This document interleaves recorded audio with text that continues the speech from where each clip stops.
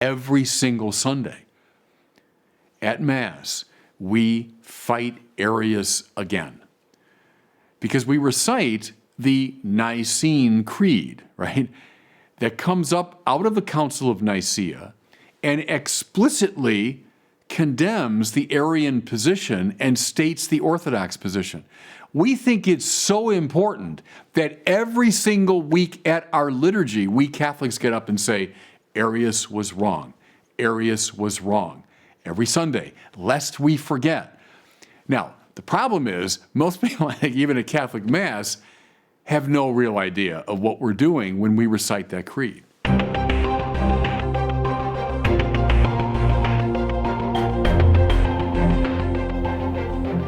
Welcome back to the Word on Fire show. I'm Brandon Vaught, the host and the content director. We've got some really good stuff for you today. We're going to look at the results of a new survey on the State of Theology. We're going to explore an ancient heresy known as Arianism. And we're going to show why Arianism remains appealing today, but should nevertheless be rejected. But before that, I want to greet Bishop Barron, the Auxiliary Bishop of the Archdiocese of Los Angeles, who is joining us from Santa Barbara. Bishop Barron, good to see you. Hey, Brandon, good to see you. It's mercifully a little cooler today in Santa Barbara, so our studio is not quite as hot as it was before. What does cool mean for Santa Barbara? It's like in the mid-60s maybe this morning, but the last couple times we filmed, it's been super hot here. And as I've said, there's no air conditioning in Santa Barbara, so when it gets hot, which is relatively rare, things get really warm inside. You know, we were joking before we started recording here about some of the comments on a recent video you just posted. You were commenting on Pope Francis's new encyclical, and you were just sitting in your living room under these lights that you're actually not a big fan of because they're kind of, I don't know, gaudy. They kind of make everything look weird in the room. Anyway, the comments in the video, people said, Bishop, why do you keep dyeing your hair? Your hair looks blonde. And we were joking because in other videos with other different lighting, your hair looks black or your hair looks like dark brown. So give us the facts, Bishop. Are you dyeing your hair before every episode? I am not. My entire hair care regimen consists of shampoo and water in the shower. That's the entire hair care regimen. It's funny though. It's just the lighting in different settings. You know, so we have kind of bright lights in here now in the studio. If I'm outside, like under just direct sunlight, I look gray, completely white. Other light, it looks kind of reddish. So yeah, please, everybody, I'm not dyeing my hair.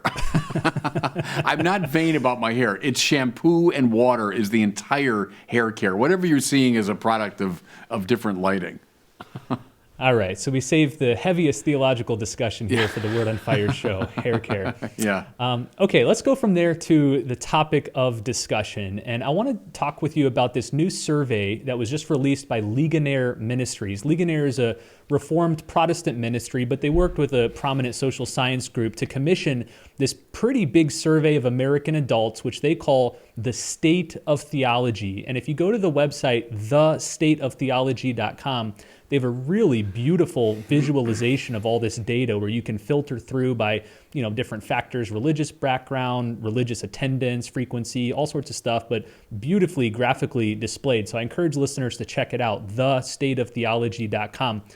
And the survey found lots of interesting things. I think they asked the respondents over 20 questions, but one that especially stood out, and after the survey was released, this is what all the media picked up on in their headlines, was that most Christians believed some very disheartening things about Jesus. So let me mention just a couple of them. So what they would do is they would give people a statement, and they would ask people, do you strongly agree, no opinion, disagree, strongly disagree, that sort of thing. So here's the statement. Jesus is the first and greatest being created by God. Now, 59% of Americans in general agreed with that. 59% agreed that Jesus is the first and greatest being created by God. But here's what's alarming. 66% of Catholics agreed with that. So more Catholics than the general population agreed with that. And we'll get into why that's problematic.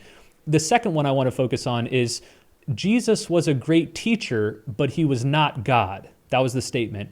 51%, so about half of Americans agreed with that.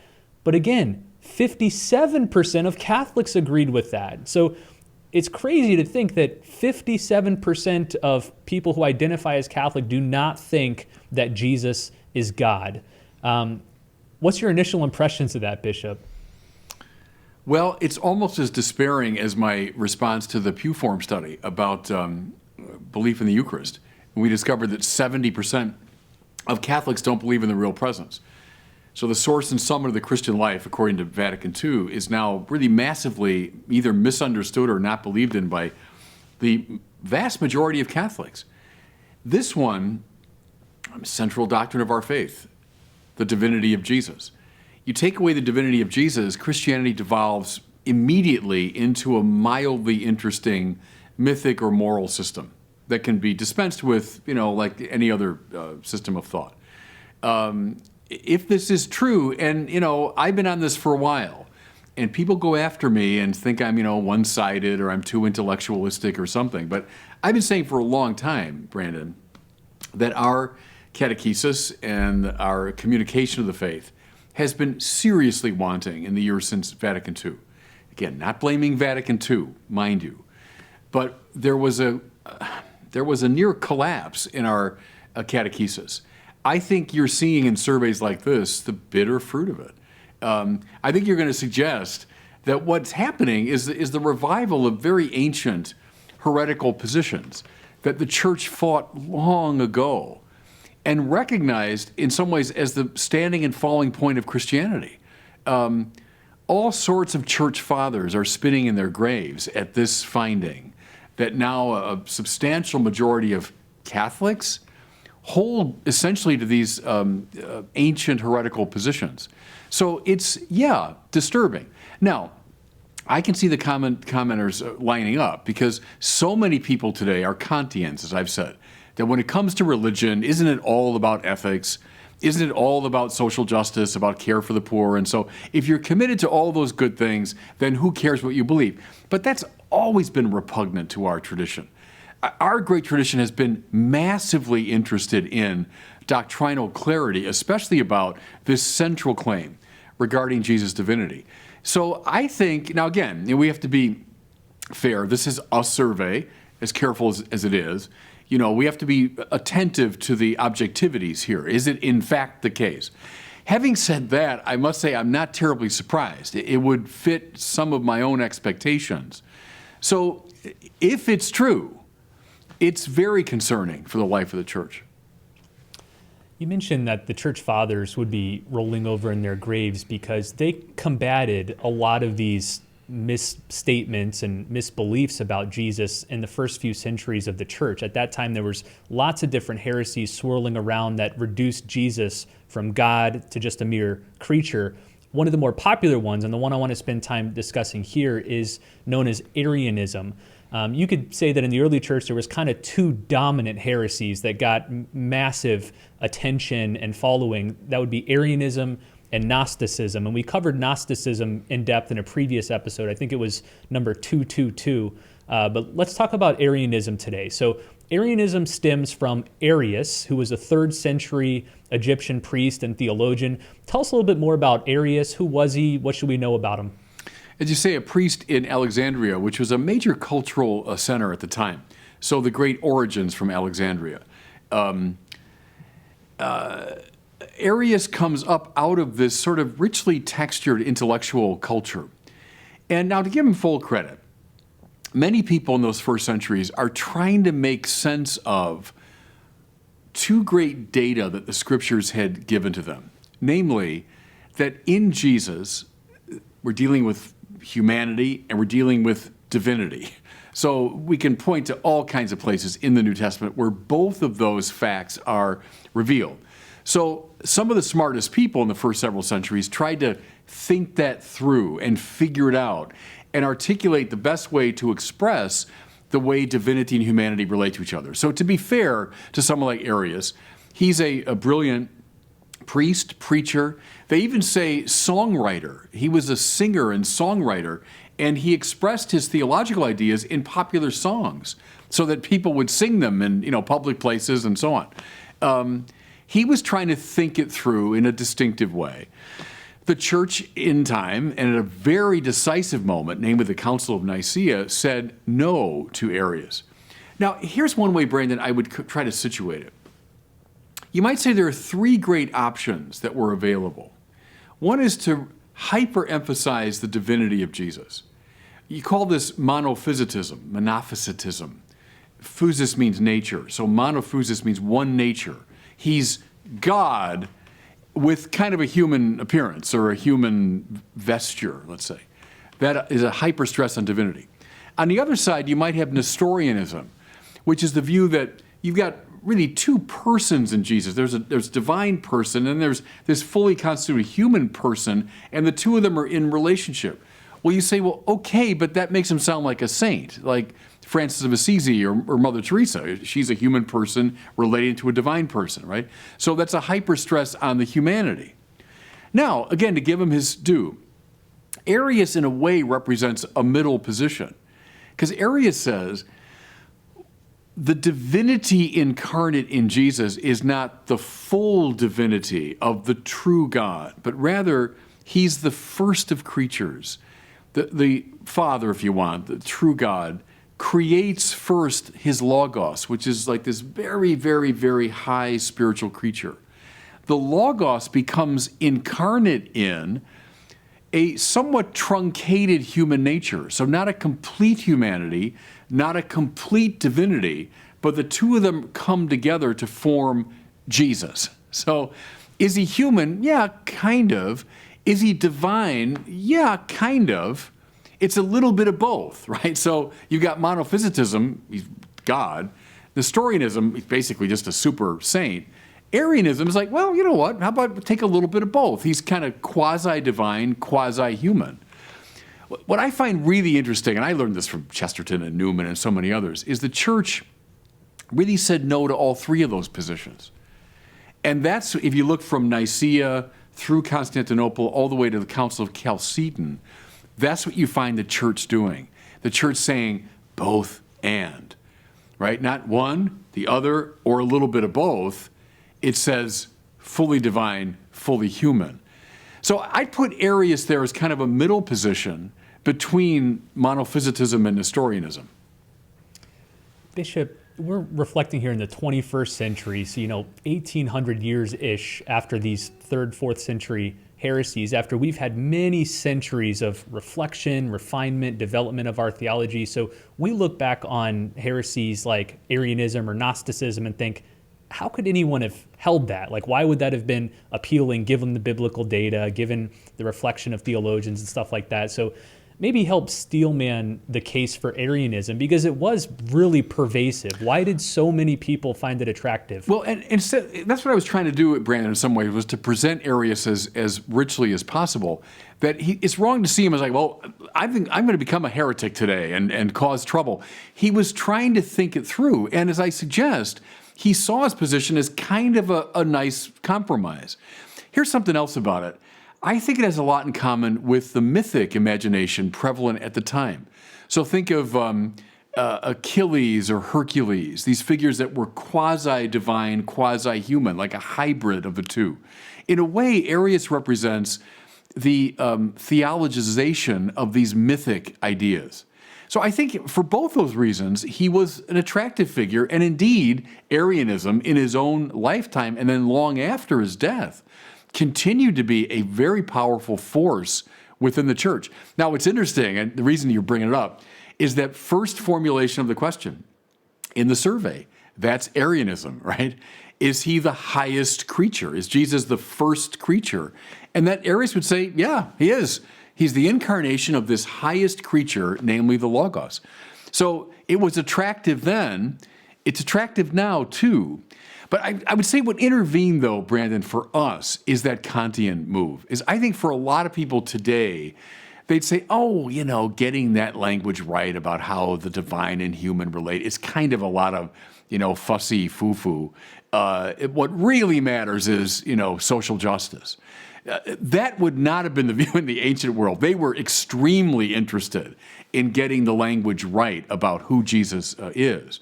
That's my fear, that our time, it's like we don't really care. We're not that interested in it as long as we're committed to social justice. Yeah, help flesh that out a little more for us. What are the implications of having a faulty Christology? Why does it matter whether you're an Arian Christian versus an Orthodox Christian? Why? I was like what Paul Tillich said, that the issue at the Council of Nicaea, which is dealing with Arianism, was the Gettysburg of Christianity. In other words, it was the decisive battle. If we had lost that war, and I'm speaking from a northern perspective here, if the Union had lost Gettysburg, they would have lost the war. If we had lost at Nicaea, we would have lost Christianity. As I say, it would have devolved into, one more mildly interesting mythic or, moral system where you'd say, well, here's an interesting teacher and there's another one. And yeah, that's an interesting perspective. And Jesus, sure, he's got neat things to say about, how to live your life spiritually. Well, so what? So what? The claim of Christianity is that God became human, that humans might become God. I'm using the old patristic formula. The Christian difference is that God entered into our human condition so as to save it and elevate it from within. The divinity and humanity, mind you, of Jesus are both essential to salvation. Without the incarnation rightly understood, we won't understand what salvation is about. From salvation come the sacraments, the Mass, the Eucharist, everything the church is about. So if we had lost, Tillich is right. Now, Tillich's Protestant, but he's right about Christianity there. If we had lost that battle, we would have lost the war. Which, by the way, I don't know if you're going to go there with another question, Brandon, but which, by the way, is precisely why every single Sunday at Mass, we fight Arius again. Because we recite the Nicene Creed, right? That comes up out of the Council of Nicaea and explicitly condemns the Arian position and states the Orthodox position. We think it's so important that every single week at our liturgy, we Catholics get up and say, Arius was wrong. Arius was wrong. Every Sunday, lest we forget. Now, the problem is, most people, even at Catholic Mass, have no real idea of what we're doing when we recite that creed. All right, so the Nicene Creed emerges from the Council of Nicaea, that Gettysburg event in the year 325. That's when the church really seriously engaged Arianism as the first ecumenical council of the church. Walk us through what Nicaea decided and how it decided it. How did the Council of Nicaea battle against Arianism? Well, it's a very interesting moment in the life of the church. As you say, the year 325. So we're the early 4th century. The Arian view is being propagated in very, very early 4th century in Alexandria. Then he's exiled, and as he propagates it elsewhere, there are local synods that deal with it. But finally, it was the Emperor Constantine himself who was consolidating his control of the Roman Empire, and he wanted Christianity to help him in unifying the empire.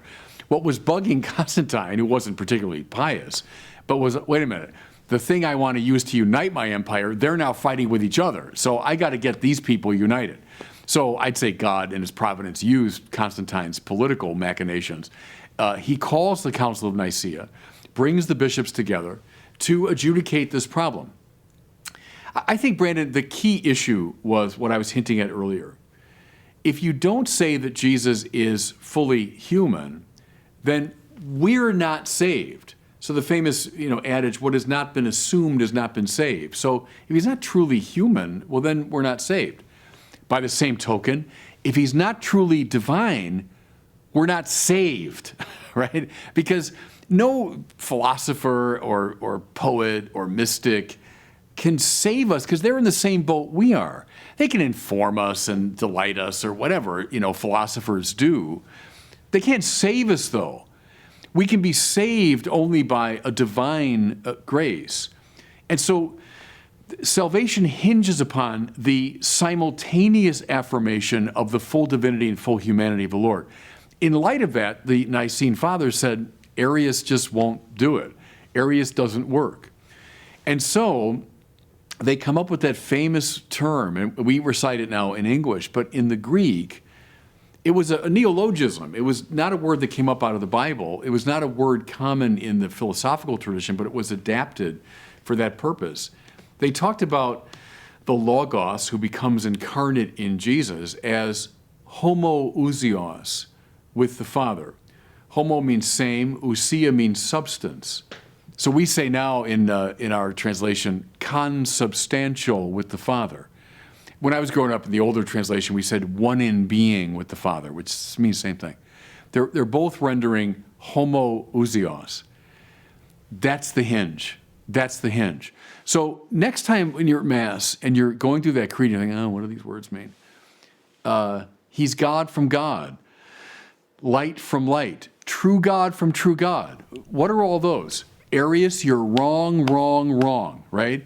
He's not just a high creature. He's God from God, light from light, true God from true God. Then, begotten, not made, homoousios with the Father, one in being with the Father. Begetting and making is another technical distinction. But all of that is designed to say no, no, no to Arius. The hinge thing is one in being. And because he's one in being with the Father, he can save us. That's why it matters. All right, I want to swing back to what initially prompted this discussion, which was this survey, and maybe we'll close with this. I'm going to read each of these two statements from the survey again to you, and I'd like to get your response to each one of them, okay? So the first one is, Jesus is the first and greatest created being, Jesus is the first and greatest being created by God. Yeah, you can't say created, because, again, we're talking about the Logos that becomes incarnate in Jesus, is begotten, not made, and that's the distinction. You and I are made. Everything in the universe is made. That means created ex nihilo, right? What is begotten, I'll get a little technical here, comes from another, but perfectly participates in that from which he comes. That's the way St. Athanasius put it. So the Son, the Logos, comes from the Father. That's true. He proceeds from the Father, we say, right? But he doesn't come from the Father the way we do, as creatures infinitely other. He comes utterly participating in the one from whom he comes. He's homoousios, one in being with the Father. Begotten, not made, homoousios with the Father. Mind you, through him all things were made. See, so the Logos who becomes incarnate in Jesus is the power through which you and I and everything else were made. If we say that he's made, then he's a creature like the rest of us and we're not saved. Now, let me make one more little distinction. Is the human nature of Jesus a creature? Yes. In other words, his humanity is a finite created reality, sure. But the Logos took to himself this created nature, joining himself to it hypostatically. That just means in the unity of his person, right? So who is Jesus? He's the second person of the Trinity who instantiates two natures, divine and human. So he uses the human nature as an iconic representation of his manner of being. So you could say Jesus' humanity is a creature. Sure. Conditioned by time and space and everything else. But is Jesus a creature? No. Because who is he? He's the second person of the Trinity, who is homoousios with the Father. All right, and how about this second statement? And again, 57% of Catholics, 51% of Americans in general agree with this statement. Jesus was a great teacher, but he was not God.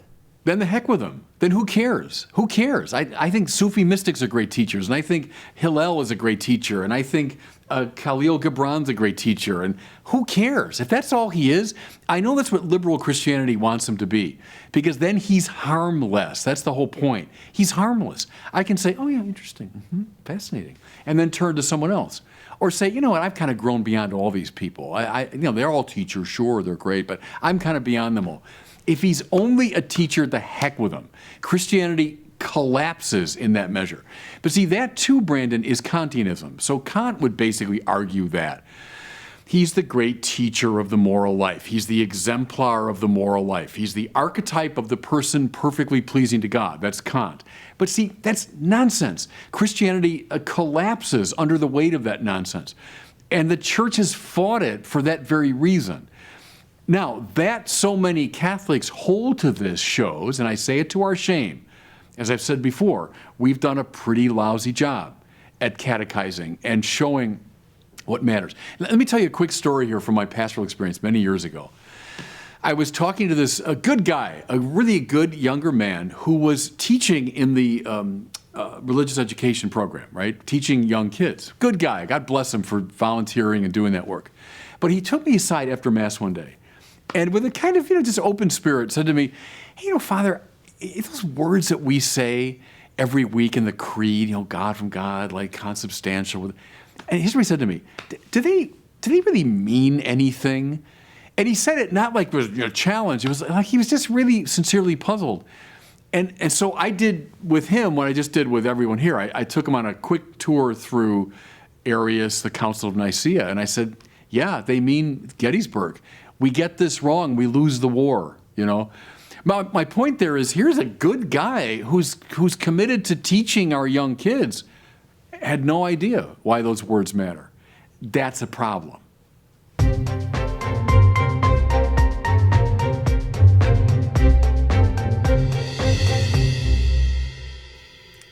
Well, it's time now for our question from one of our listeners. If you'd like to send a question in to Bishop Barron, you can do it at the website askbishopbarron.com.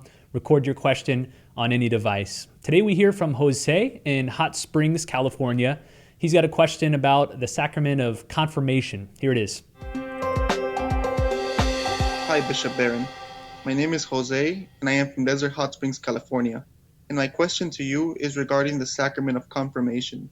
If confirmation is supposed to make us fiery defenders of the faith, then why do some Protestants have the same ardor for their faith, or even more, even though they don't have the sacrament? Thank you, Bishop Barron. God bless. Yeah, thanks for that question. Again, I'm reminded of my mentor, Cardinal George, that said the Catholic Church has all the gifts that Christ wants his people to have, including all the sacraments. But it doesn't mean that some non-Catholic Christian churches don't exercise some of the gifts better than we do. So I might notice, a Protestant preacher is like out preaching a lot of Catholic priests, even though Catholic priests have the great, virtue of ordination. I guess in a similar way that, yes, indeed, confirmation is meant to convey, it does in fact convey, the gifts of the Holy Spirit. It doesn't mean that the Holy Spirit of God can't operate outside of those official channels, though that's through his own choice, his usual means of communicating his life to us. But yet the Spirit is not constrained by the sacraments and can operate outside. So you might hear a preacher, think of the young John Henry Newman, who, is really brought to his Christian faith by a Protestant preacher he heard when he was 15 years old. Well, that wasn't negated by his becoming Catholic. His Catholicism expanded and corrected certain things and all that. But yet, I'd say the Holy Spirit was operative in bringing the young John Henry Newman to Christian faith through a Protestant preacher. Fair enough. So that can happen, certainly. It doesn't mean, though, that we relativize the sacraments or say, well, then who cares about sacraments? No, the sacraments are because Christ wanted them, not because I want them. They're the ordinary means by which he wants to communicate his life to us, so we take them with utter seriousness. Well, thanks so much for listening and watching this episode of the Word on Fire show about Arianism then and now. A few things before we wrap up. First of all, I hope you have had time to grab your copy of the Word on Fire Bible. I mentioned a couple episodes back that we have a limited quantity. We're kind of expecting them to go pretty quickly, probably before Christmas, and sure enough, they're flying out of the warehouse. So if you haven't got yours yet, now's a good time to do it. If you want to get one for yourself, for Christmas gifts, now's a good time. You can find it at wordonfire.org/Bible. On that note, we're also hosting an online summit all about the Bible. It's a free 1-week online summit. We're going to be interviewing some of the great biblical scholars and thinkers of today. You can find all of that inside the Word on Fire community. So this is an online community discussion group we've created. It's got tens of thousands of other Word on Fire fans interested in theology and the Bible and philosophy. So sign up for that at wordonfire.org/community. And again, that's this Word on Fire Bible Summit coming up here. It'll be from November 16th through November 20th. And then finally, I'd like to give a special shout out and thank you to some of our great patrons. Michael Sinayan from South Bend, Indiana, Linda Henderson from Rye Beach, New Hampshire, Tom Foster from Las Cruces, New Mexico, and Carrie Campbell from the Redlands in California. Thank you, thank you, thank you, thank you. It's hard to express all of our gratitude to you for making this show happen. The setup, the cameras, the lights, the production, all that goes into this only happens because of our patrons. So thank you so much for supporting us. If you'd like to join them, if you like this show, if you want to support it, visit wordonfireshow.com/patron. Well, thanks so much for listening and watching. We'll see you next time on the Word on Fire show.